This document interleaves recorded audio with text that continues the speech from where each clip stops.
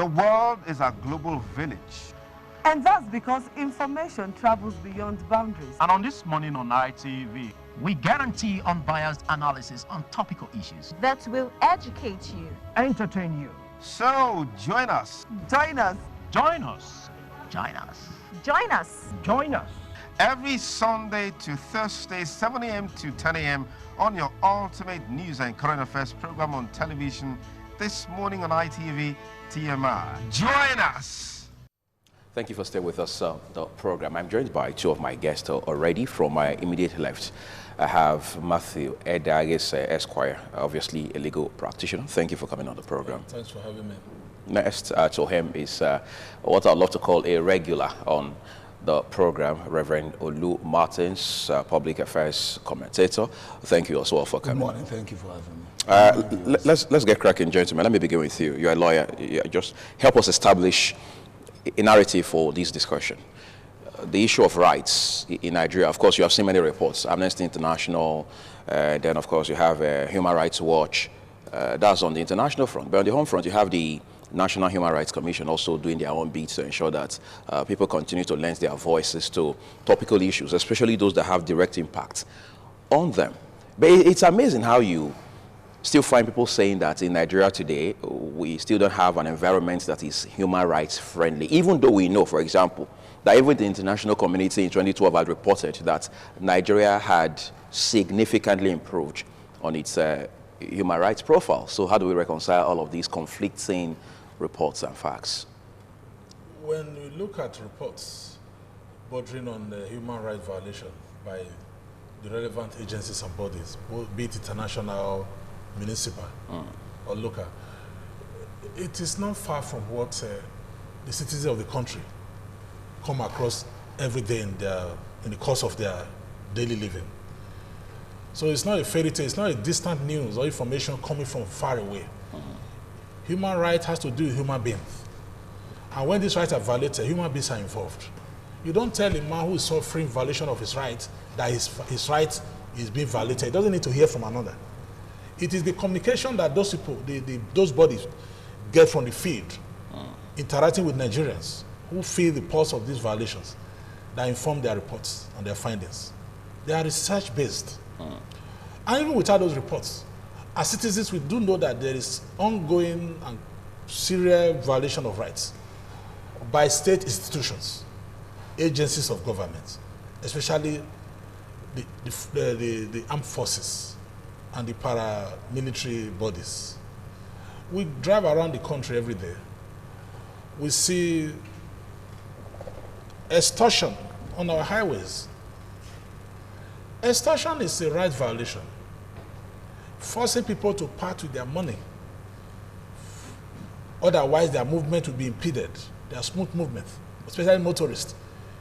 It's a glaring case of right violation and also a crime on the part of the extortionists. But the institution of government appear to enjoy some measure of immunity or impunity. When we cry out that these things should be looked into, we are virtually asking the man who is the violator to be the judge in a case where he is also a culprit. Agencies of government are part of government. The police is part of the executive. The army and all of them, they are controlled by the CNC. It's under his command and control. So whatever they are doing, he is vigorously liable in terms of administration. They are agents of government, agencies. And the principal is the government itself, the head of government. At the federal level, you have the president, right, and his entire cabinet. You have Minister for Police Affairs and all of that. They're supposed to oversee the smooth running of these various organizations. Chief of Army Staff, Minister of Defense. So if there is this violation of human rights by these agencies, vigorously we should be looking at the failure of those who are supposed to put them in check. That is not happening.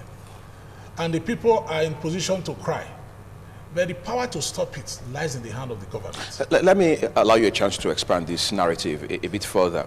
There is the argument, for example, that there's a very robust historical perspective to this issue of rights violation as we see in Nigeria. For example, some persons would say that it's a carryover, as it were, from the military days. How much of truth do we find in that? When you say it's a carryover, Nigeria is a country governed by constitution. And democracy and the rule of law, they are interwoven. You can't separate the two. If we want to continue to operate the military system, dictatorship, we shouldn't have been talking about democracy. It is not all countries of the world that are democratic. Sure. You have monarchy, you have dictatorship. But we should be known by what we believe in and what we are doing, not what we claim to be. This is democracy. And all we are doing should be in conformity with the norms and tenets of democracy and the rule of law, upon which you build that democracy. The foundation is the rule of law. If you remove the rule of law, you can't be talking democracy. Extrajudicial killing is very rampant under the military regime. But we still hear cases of extrajudicial killing. We are seeing it, not hearing it. In this dispensation, under the civilian dispensation, the killing of those policemen who went on an assignment to kidnap Wadume, they were killed extrajudicially by the military, another agency of government. It's not only affecting the civilian, the civil society, it's also affecting even within the armed forces. You have heard cases of clash between the police and the military, and deaths will result. These are extrajudicial. They are human rights violations. You have no right to take the life of another arbitrarily. That has been happening, and the consequences have been very near zero or mild. There should be severe punishment for such violations, which we are not seeing. The army came up with a report over the killing of those policemen, and the report was so watery and almost hopeless, trying to justify the killing of people carrying out constitutional assignment to defend the people and our collective rights. So if that is the case, it means these violations are technically or tactically being condoned by the states. There are many ways to ratify an action. Either you approve of it, or you do not condemn it in strong terms when it happens, or punish it. There is outright and there's an overt and covert approval of an infraction. If you do not punish infraction after it has taken place, you have given it ratification. If you do not stop it from happening, you have approved of it happening.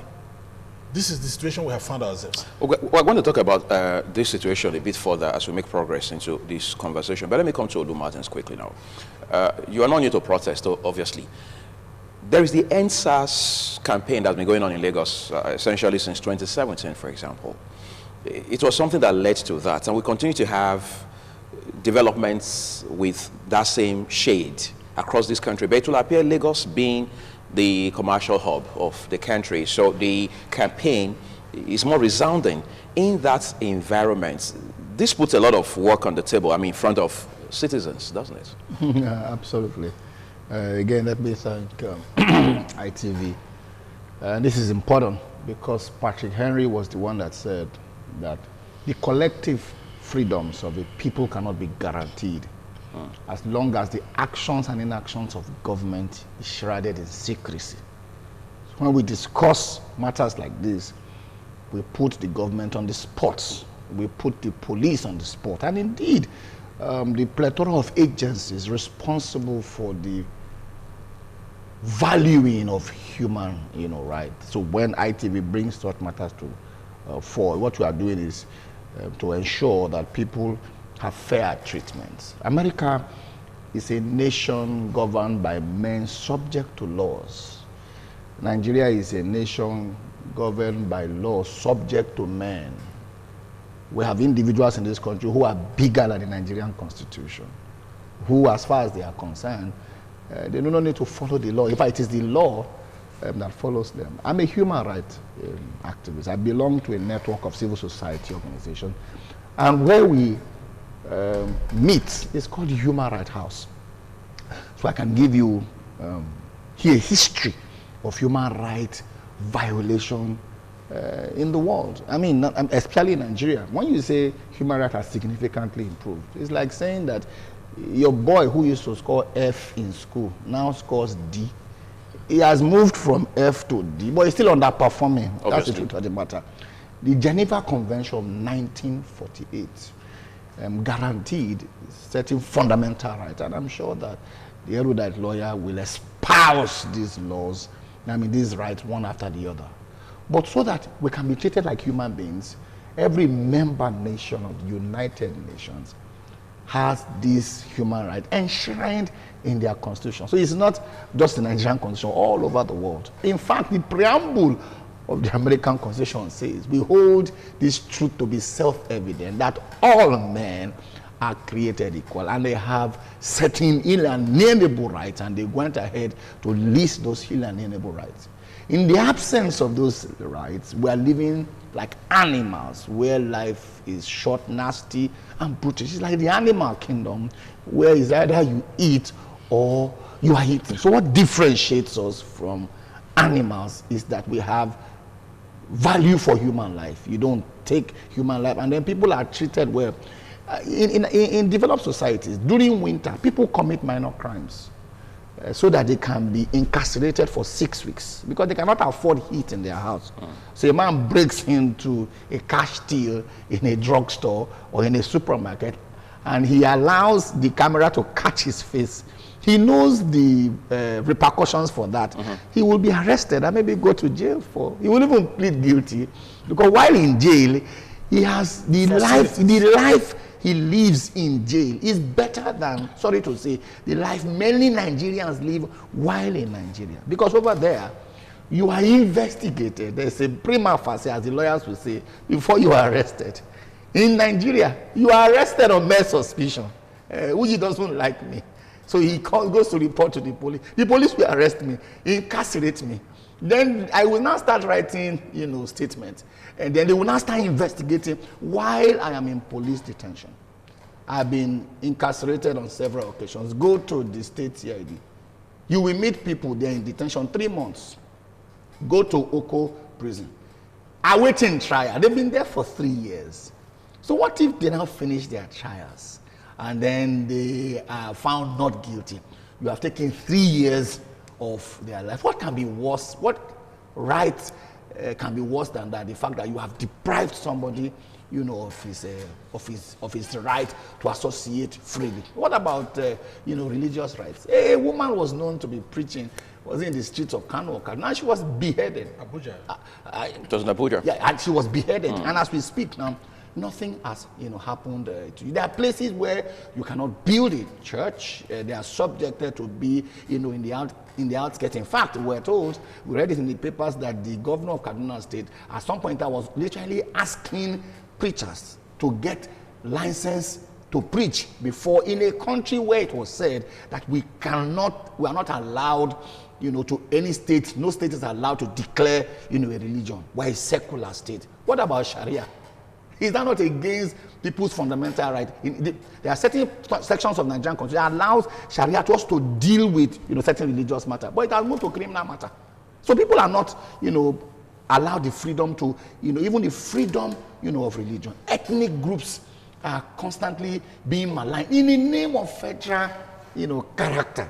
All right. So when you look at Nigeria, when you hear some of those statements outside the shores of the country, you consider Nigeria as a joke because we don't value life. Somebody, for instance, is shot or is knocked down on the road. You take him to the hospital. Somebody will be asking you for police report.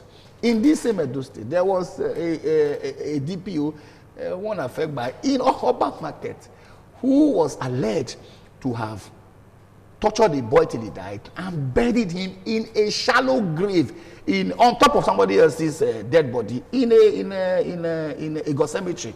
What about the young man who was moved from area command? They were taking him. He was supposed to have a problem in a known hotel, along Sapele Road.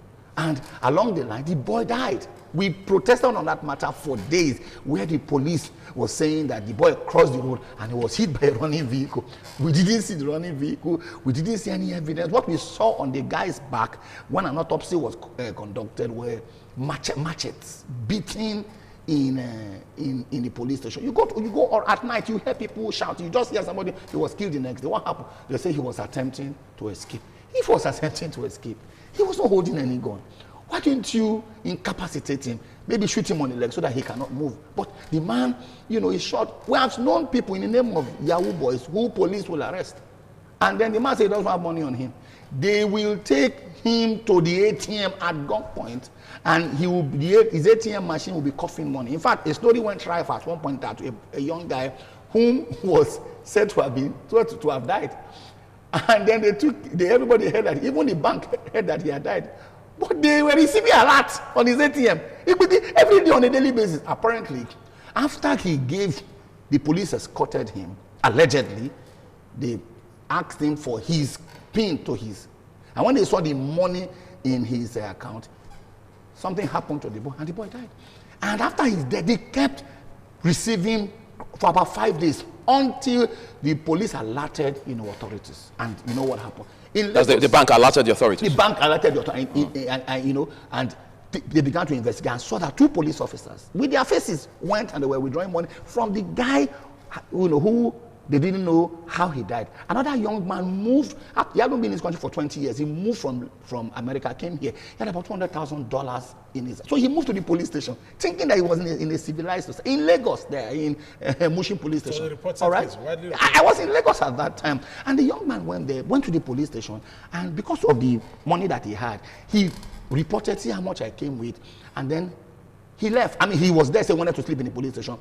Unfortunately for the police officers, the taxi guy who brought him gave him $100 and asked him to come and pick him the next morning. When the guy dropped him at the police station, came back to the police station, they said there was no such person. But I dropped this man, I saw him enter. There was no such person. And the man was bewildered. Driving, he saw a leg outside.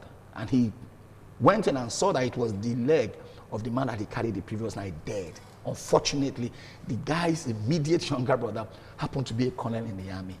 And you know what happened? That matter, over 15 police officers, lost. That is the nation that we live in. My friend is traveling to Lagos, and they say, bring all your documents. He brought all the documents. The police officer said, he doesn't have information required. That's the name of the document. What is information required? He just showed him one paper. Before he could know what was happening, he had covered. He said, that is information, required. It happens constantly there are roadblocks where people extort money, from people. So when people say that human rights have appreciated, it means that we were abysmally low and we have gradually increased. Thank God that you are, a journalist. There is a man, I've forgotten 2 or 3 journalists who have been incarcerated now, is going to almost 600 days. And no trial, nothing. Journalists are suffering. There was a Punch reporter that reported something. Even online people have been arrested for publishing, in quote, what somebody in his own situation defines as hate speech. So when you live, in a nation like this, you are angered. But then you now tell yourself that maybe Patrick Henry was right, because Patrick Henry again said that as life becomes so sweet and pleasure so desirable, that we must pay for it at the expense of chains and slavery.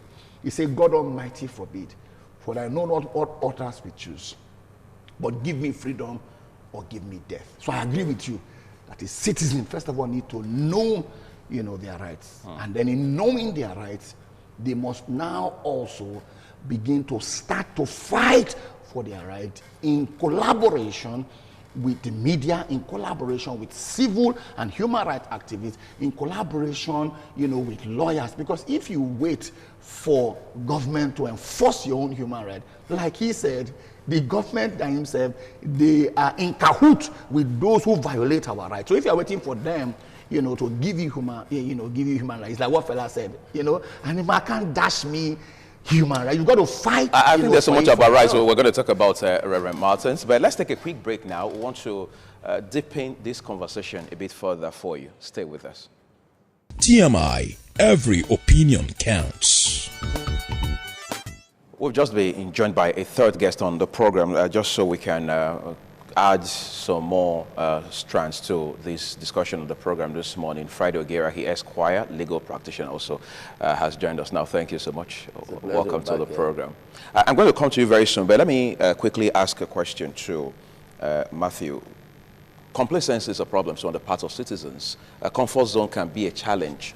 Because when you talk to civil rights activists, they tell you that citizens must continue to engage government. Are we engaging effectively as a people within the confines of the law? Engaging could be negative or positive. Either way, we are engaging. Is it effective? You can engage by compromising your rights. Okay. And negotiating your rights away for a mess of porridge. You can also negotiate away your rights out of fear and endorse it.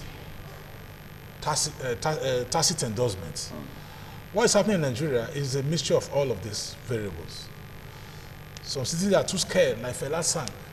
I am too young to, I just got married. I have a panadium at home, I have not finished eating it. So if you want to finish all of this before you fight for your rights, it means your right is taking a backstage. It's not a priority to you. And the oppressor will be very, very excited and interested in that state of affairs, where the oppressed is so scared of even raising a finger against the oppressor, or even a voice. In the case of Nigeria, organize a street protest against a bad policy. Within the tweak of an eye, you see a counter protest of the same victim of the situation coming to antagonize those other people who are fighting for our general rights.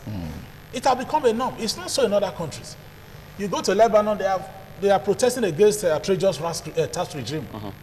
And the government have been able to be put under pressure, and they are now capitulating. They are even cutting their own allowances now. They are now vomiting because the protesters said it is the corruption that is consuming the national wealth. We cannot be servicing your greed and corruption, which you attempt to achieve by this outrageous tax regime. But in Nigeria, go to the street and protest against taxation. The man who cannot even afford 3 square meals a day will be part of a counter protest. So how do you explain that? You are not saying people are not engaging. I said some are engaging negatively, in solidarity with their own predicaments. Others are engaging against their predicaments. And when you now have these conflicting forces among those who ought to have been victims, then we have a complex situation at hand. The oppressor will be enjoying a field day, having a field day. Because you need a collective of citizens to stand against the oppressor. If the oppressor keeps finding enough crowd to support his bad policies and actions, the few who want to stand against it will be facing battle from two fronts. Fighting your fellow oppressed and also fighting the oppressor. And they will wear you out. That is why revolution, what they call it, protests in this country have become a joke. You don't find counter-protests led by people who are supposed to be at the forefront of fighting for the right, the same thing you are fighting for. So this is the situation we have found ourselves. Citizens are not engaging positively. They are in solidarity with their oppressor against those who are engaging government to do the right thing. Let me come to Friday Gira here now. Obviously, you're a lawyer. You get to, I'm sure, get briefs as a legal practitioner on matters that are directly or indirectly connected with rights that have been violated. Do you see Nigerians overall being passionate about having their rights protected and, of course, enforced? And then again, where any of those rights is trampled upon, going all out within the ambits of the law to seek redress? Well, yes, we have had cases where those who reason that their rights have been violated, not just ordinary rights, talking about fundamental rights, God-given rights, right to life, right to property, right to freedom of expression, right to assembly. We have seen cases, celebrated cases, that have been fought in the Nigerian courts. Some successfully, and perhaps some other time unsuccessfully. But if you look at the record, you want to go by statistics. We are not seeing enough in that direction. There are a lot of factors responsible for that. But perhaps to be specific about how so much the Nigerian courts have been used as a forum or as a ground to actually ensure the protection of what we call human rights, but which is otherwise in our constitution regarded as fundamental rights. You know, you want to recall there's a famous case, and I'm sure my learned friend would also allude to that, where a man who was sentenced to death took out an appeal, and while that appeal was pending, under that government of that time, I think the government of Oyo State, the case is a notorious one, Bello and Attorney General of Oyo State. While that appeal was pending, his execution warrant was signed and he was executed. You know, and the case was fought at some point by his lawyers, and they said yes, that was a violation of his fundamental right to life. And the court was courageous enough. At that time, I'm talking about the 60s or thereabout, and the court was courageous enough to do the needful by saying that while a man is here to exhaust the entire process of appeal, as it were, available to him, you cannot just take his life. And that was a very celebrated judgment. And I believe every lawyer, you know, who went through law school or who read constitutional law at one point or the other, you know, will understand what I'm talking about. You know, we have also seen a series of cases bordering on trampling of student rights. Some of us were casualty and participants in very active actors, as it were, at that time. And some of us went to court, and like the case of Bello, like I said, which was very successful, some of us didn't quite come out successfully, even when we went to court. Obaiwana was our lawyer then, where we were still in the University of Benin. We filed an action at the Federal High Court before Justice Abutu. And at the end of the day, justice was not served. You know, even when we were able to present very copious evidence of the violation of our freedom to assembly, expression, and all of that. You know, so we now have to resort to what we call political action to get back to school. Then you want to also remember the famous case of the Maiduguri student that Ganifa Wemi fought successfully, and so forth. But looking at it, I think we do not really have the resilience as a people. And like I said, there are a number of factors responsible for this. You know, you go to court, and the case is prolonged, and at the end of the day, you become weary. You know, so because of that tardiness, because of the fact that people, you know, do not, they expect that there should be speedy justice. There should be speedy justice when it comes to the issue of protection of fundamental rights, which we have tried, you know, in our body of laws. When you talk about the enforcement of fundamental rights, you know, through the court system, you know, there are to a large extent have been simplified, so that it is not one that will fall within the regular or ordinary cases that you find. You know, so that you are by a main application supported by affidavit and so on and so forth, you know, you could approach the court and defend what perhaps you feel has been a violation of your right. But for me as a lawyer, I believe a lot more still need to be done, you know, so that the ordinary people, because we are living in a society where illiteracy is still very high. It's still very high. A lot of people do not really understand that they have certain rights. They do not really understand that they have certain rights. You know, you go to the new criminal administration justice law, okay, as it were, you know, provide that, okay, when you are apprehended, you can insist that before you say anything, you need to have your lawyer present by your side or beside you. You know, but how many people do that? They would rather want to submit to the undue influence of the police, coercive power of the police, by bribing their way out, rather insisting on what their rights should be. But then again, Friday Ogera, they say he who wears the shoes knows where he pinches. I mean, given the circumstances they are in at the time, the pressure they may be facing, the force they may have to be dealing with, and they are all by themselves. Are they left with much option? Well, I think they have options. But like I mentioned before, I went into that, giving that example. Yes. You know, I said there is a lot of ignorance. People seem not to be aware of what their rights are. They don't seem to know, the limit of the police power, for instance, because essentially, when you are talking about violation of fundamental rights, is usually committed through the security agencies. You know, I was, in fact, the other day I was in court. That is court 11, the High Court, and the Honorable Justice presiding that court gave a very salutary judgment, bordering on fundamental right, of a particular person who was arrested some time ago, kept behind bars, and in the course of that, he lost his wife, he lost his mother. He was not allowed to come and pay the last respect to his mother.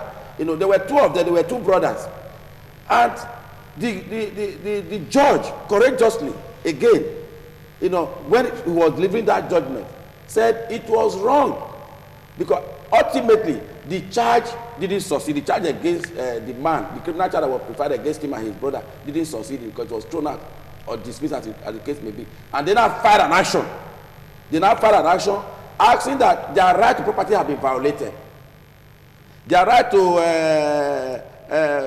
freedom of movement was violated, and so on and so forth. And the court said yes, and he agreed with them, and went ahead to grant that those property that were seized from their home, because while they were taken away to prison, the police authority went to their homes, took away their property, confiscated. When the man came back from prison after about 10 or so years in prison, before he now filed this action, he found out, in fact, he even lost his house. He even lost his house where he rented, where he had those other property and all that. He had no place to go. He had no place. He had to start from the scratch.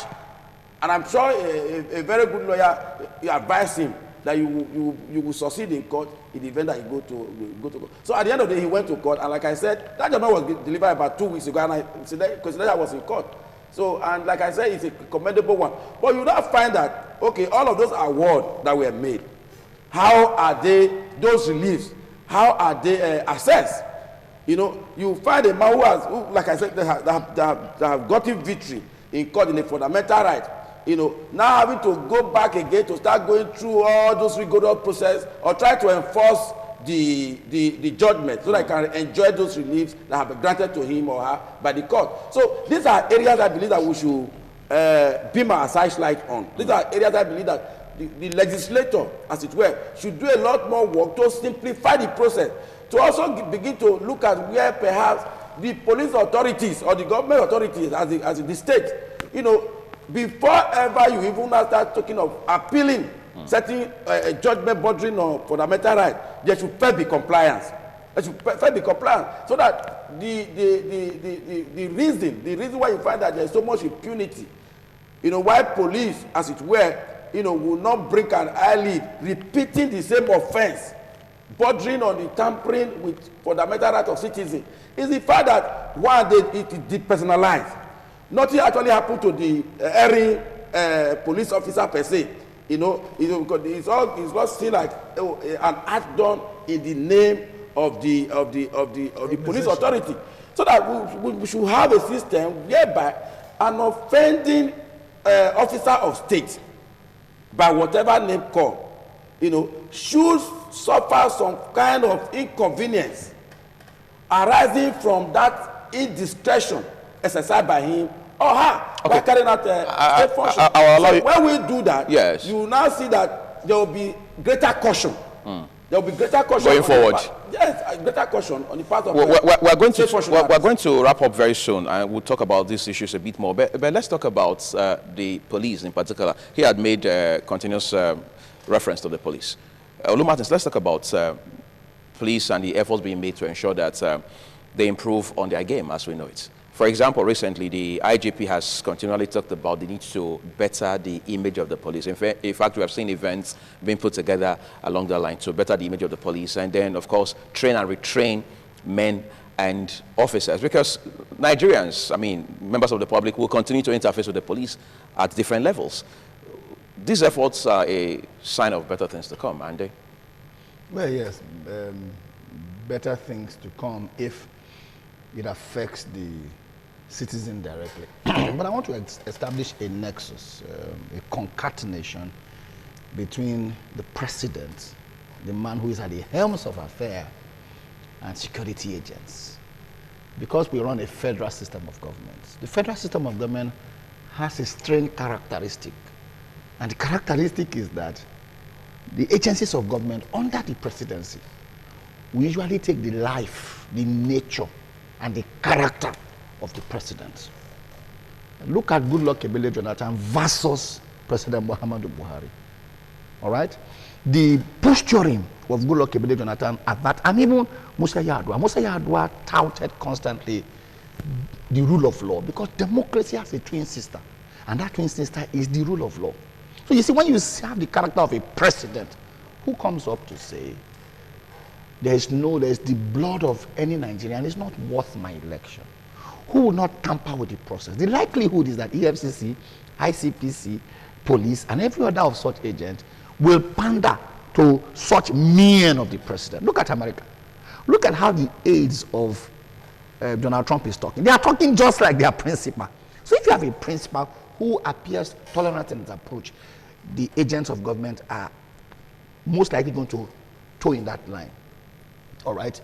But if you come to the present day, for instance, I mean, before we came on, I watched a video of the present president saying that he felt angered that the court should grant Dasuki, for instance, bail. And in his language, as far as he is concerned, there's no reason why that person should be walking free. True, but that's an opinion. I mean, the lawyers are here, and I'm even afraid to quote the Latin Marxists that say, Nabo Judah in Casas. Well, you can't be a judge in your own court. You can't sit there as the accused and as the judge at the same time. So you have that kind of posturing. In Nigeria, we call it body language. The likelihood is that the police will look at the body language of Mr. President and either, pander to him in favor of human rights or pander to him in against favoring human rights. It is the same thing too at the state level. If you look at, for instance, for the sake of this argument, an Adams Oshomole versus a Godwin Obaseki. When we were in this state, when in the last administration, we saw the way at that time they were called Shomole police behave. They would enter your car and drag your steering with you. And it was chaotic in Ring Road. That's because they felt that they had a governor who approved of such, extreme behaviors. Yeah, who approved of such methodologies, tacitly or otherwise. Because we saw in this state where a senior aide of government was handcuffed and literally thrown into the back of a pickup in the presence of the chief executive of, the state. So, like Austin Osakwe would say, if you ruthlessly ask your son to go and collect rent from your tenant, your son is not even going to knock on the door. He's going to kick the door down because the father has told him, make sure you do everything to collect rent. But if you have a governor who appears more democratic, like the present administration, you would also find, now an Obaseki police who would also behave more, civilized, because the man will not approve of it. That brings us to the police. How the police will behave, and indeed how the police behave, is a function of how the president approves or disapproves of violation or non-violation, of human rights. So the activities of the police, a lot of time, can be window shopping. If you don't have a president who says, look, and who doesn't just say it, who respects it and demonstrates it. I'll give you a typical example. I watched an interview where they were asking the president, if you lose this election, are you going to congratulate the winner? And the man says, I will congratulate myself. In other words, Mr. President said it was an expression of confidence. It is their interpretation. Yes, I have the right to confidence. I am interpreting it. So what's your interpretation? Yeah, it depends on the spectrum that you are. Okay. The spectrum where that was not the question he was asked. Where I am coming from is the fact that the man is saying that, look, there is no, I am not envisaging losing this election, anyhow. elections are determined, by the people. And no matter how high your confidence is, that kind of a statement, it's not just a statement, it's a public statement. Yeah. You must demonstrate that you are a statesman, and even when you are sure you win, the election, you'll be able to say, look, as long as the process is free and fair, I will go ahead and congratulate whoever emerges. If you say that, like I said before, America is a country governed by laws, that men are subject to. Nigeria is a country governed by people that laws are subject to. So when you have that kind of an arrangement where people are bigger than the constitution, people are going to say, this president is, we must do everything. If we do everything to make sure that this election is won, there is some kind of a tacit endorsement by the statements or actions and inactions of the government. But the police have a responsibility, because the first port of call of any person who travels to this country is the police. I met one of my friends, a foreigner. What do they do these days? When they come to the airport, they will put $10 inside their passport, and then they push it to the relevant agency. So if you get to this point, you put $10. By the time they see the $10, they don't even bother going through the process again. That is the perception that people have against the Nigerian police. So they have a huge responsibility. And I want to say something. Edo State, perhaps unfortunately, is the most police state in terms of roadblock. I live on Second Obo. You go to Second Obo, towards the end of Second Obo, you see a roadblock. And those guys are there every evening. You go to the other end of it, and they're there every evening. And what are they doing in most instances? They're not even bothering checking your document. You're coming back home in the evening, and like fella will say, you're tired, the work is stressful, there's traffic on the road, and then you make a long traffic. There is road, you are going back now, you will see different roadblocks. I've been to other states of the Federation. Whether it's Calabar, whether it's Uyo, you will not see, even in Delta, so-called volatile state, you won't see there. So this is the clarion call for the Commissioner of Police of Edo State. Intelligence in police has gone beyond road blocking, all right? Intelligence in police simply means that you are by, one side of the road, and you are gathering intelligence as to what is happening, along, among the citizens, and you are ready to marshal the plan. So Nigerian police is like the usher of a church. It is the impression that the police gives, that is the overall impression of how a country is run. So if you have a Nigerian police, sometimes you see police officers on the street, uniform is dirty and tattered. And I sympathize with the police. How much are you giving a DPO to run a police station? 66,000 naira per annum, not 66,000 naira per month, per annum. So if the police are functioning, on the mercy of the Nigerians. So we have that kind of a police force. They must do everything possible to ensure they continue, to police the people effectively. The police are the way they are because ab initio, police appear more loyal to the regime than they are to the people. So if you have a private police officer, for instance, let's say for instance that Barrister Ogaraki has a police officer, If something is happening and then maybe he's around the vicinity, the police officer isn't going to leave him to go and defend a crime outside. He will be with him, and then he'll probably be shooting. The shooting is not to scare the people away. You need to tell the people that don't come there. So when you have a police officer who are more loyal to the powers that be than they are loyal to the people, they will protect them more. In this country, we elect people into office. And then you see police officers, maybe beside the speaker or beside a governor.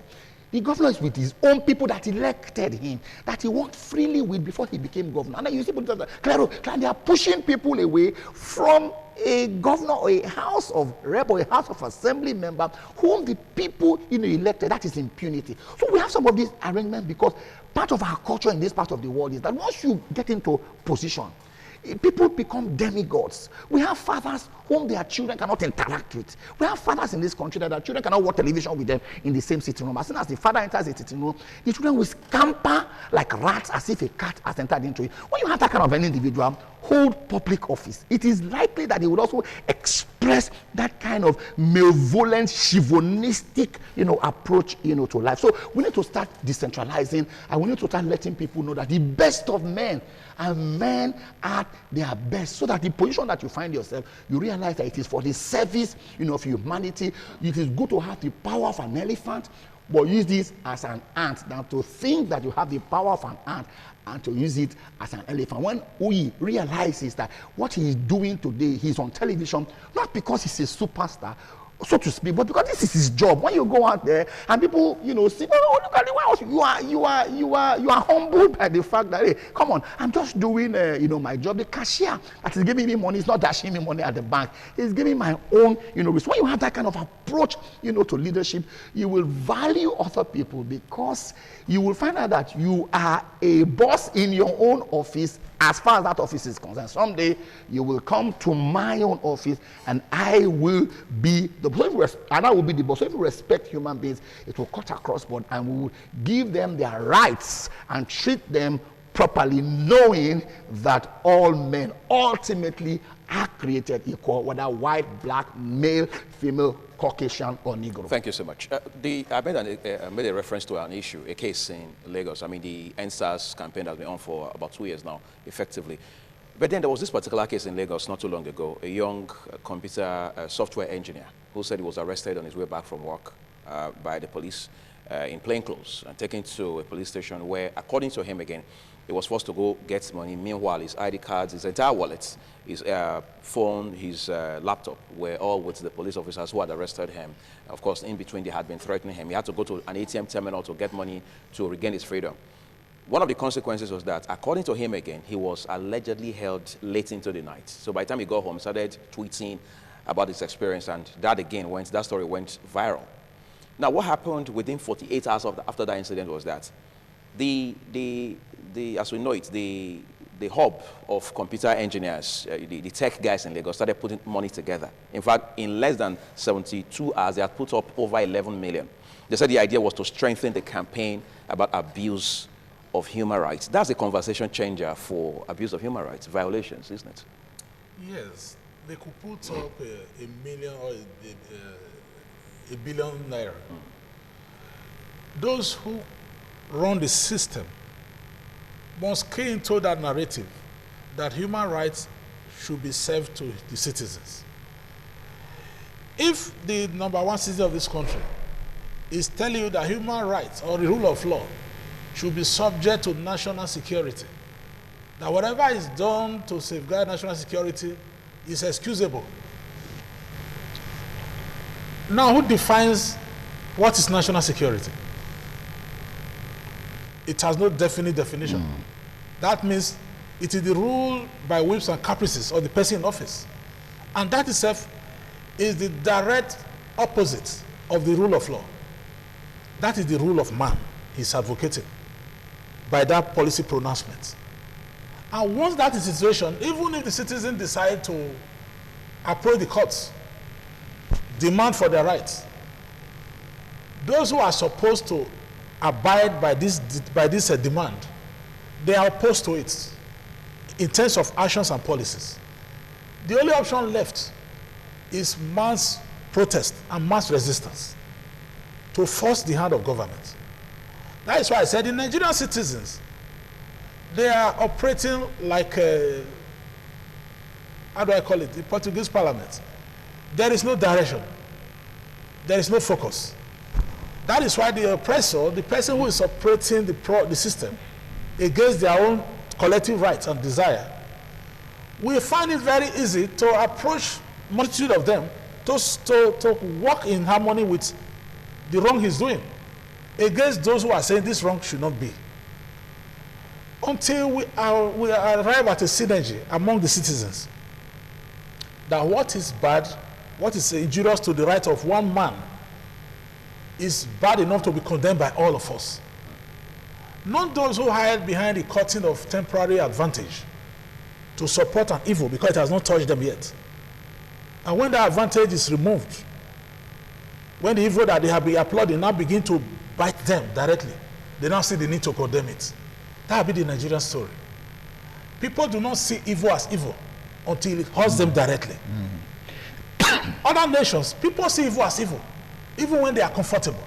If you increase the price of bread in Britain by 1 shilling, those who can afford the bread will join the protest against that increase. Not because they can't afford it, because they feel it is inhuman, it's injurious to their to the happiness of the British citizens. In Nigeria, those who can afford it, we form an alliance with those who occasion that hardship, and start calling those who are going to be choked by that situation as troublemakers. Why will you go to the street because of just 1 penny increase, 1 naira increase? Are you jobless? If you are not lazy, you ought to have been able to work hard and afford it. That is the narrative we have here. People go on national TV and start justifying fuel pump price increase when they know that the rate of grind that most Nigerians can hardly even feed. Salaries are not paid in terms of as when due, and when they are even paid, the purchasing power of the person receiving salary cannot afford the reality of that economic situation, and you want him to keep quiet. And if you tell you say it's a troublemaker, the citizens of Nigeria are they should be the defenders of their own rights, leaving that for the system operators who are adverse to remedying the wrong. To do the needful is like a vain wish. Like they say, the lion's liver is a vain wish for a dog.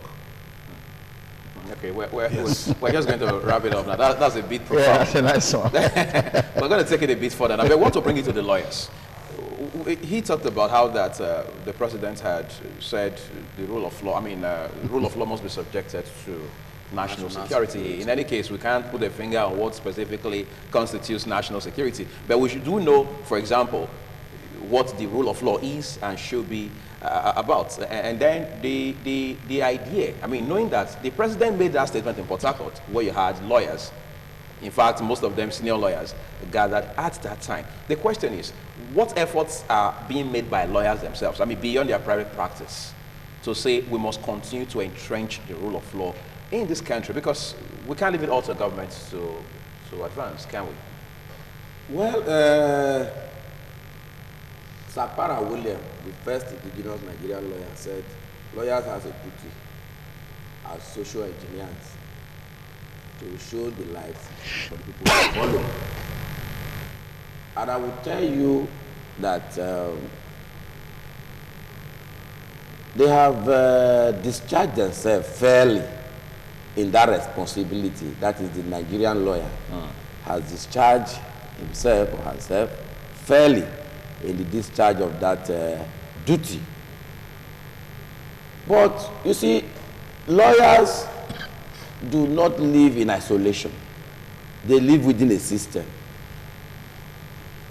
In fact, I would not be wrong to say that the problem militating against the realization of fundamental rights, protection or otherwise enjoyment, are even more fundamental than the fundamental rights themselves within the Nigerian context. From the very beginning, this country called Nigeria, on paper, is a signatory to different documents that seek to protect fundamental rights. International treaties. International treaties. Conventions. Universal Declaration of Human Rights and all that and all that and all that. Then we came home. The Nigerian Constitution. Therein, we imputed a chapter, an entire chapter, that is chapter 4, to safeguard and guarantee these fundamental rights. As it were, you know that human rights are God-given rights. Fundamental rights are God-given rights. Ordinarily, like Fela sang, human rights, now my property. You cannot give me my property. That ought to be the scenario. But again, if you look at chapter 2 of that same constitution, I'm coming to the issue of the constitution itself, whether it's actually a constitution, properly so called.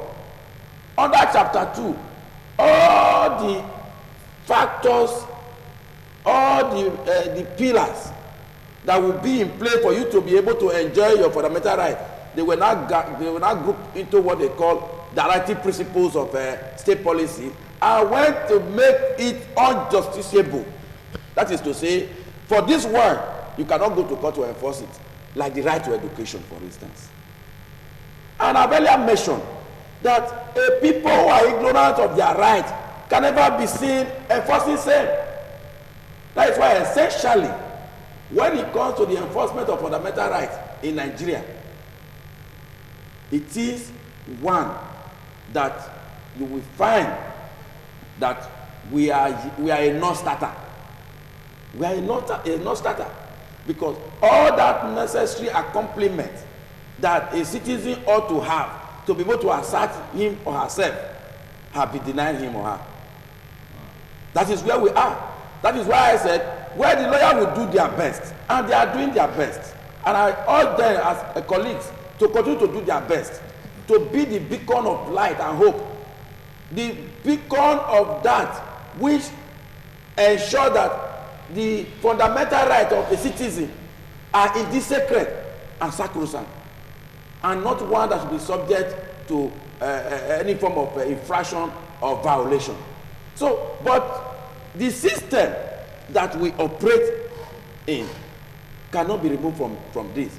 We have even seen lawyers, you know, be dehumanized by the Nigerian state for going to a particular police station to demand for the liberty or the freedom or the right of their clients. They have been dehumanized.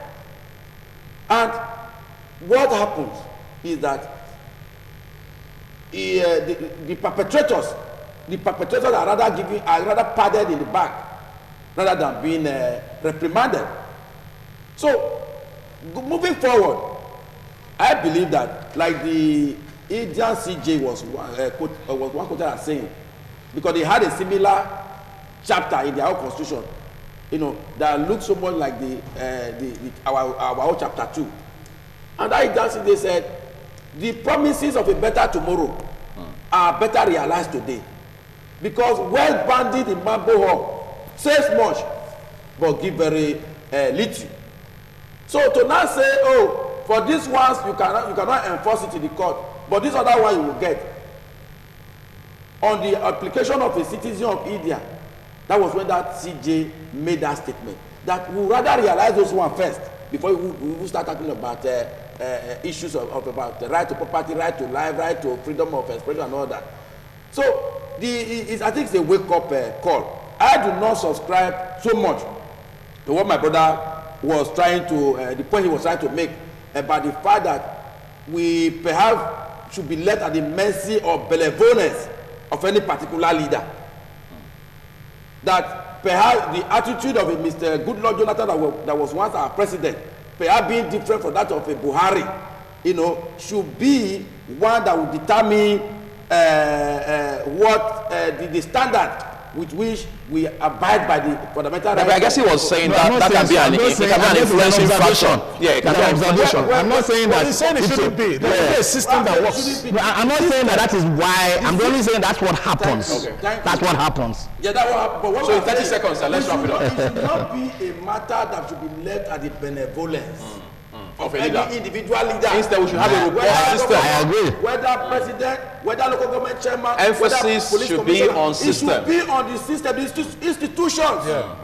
We must work on the institutions. We must work on the institutions that are empowered to enforce these laws that we are talking about.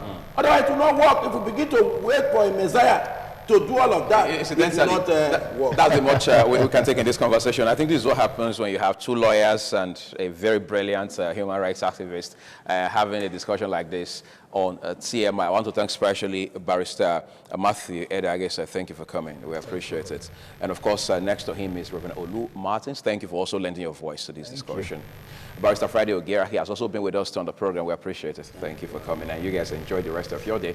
And this is where we're leaving this conversation this morning. But of course, we'll continue to discuss issues of rights, violations, and how to seek redress where those rights are trampled upon. We're back shortly to tie it up on TMI this very promising Thursday. Stay with me.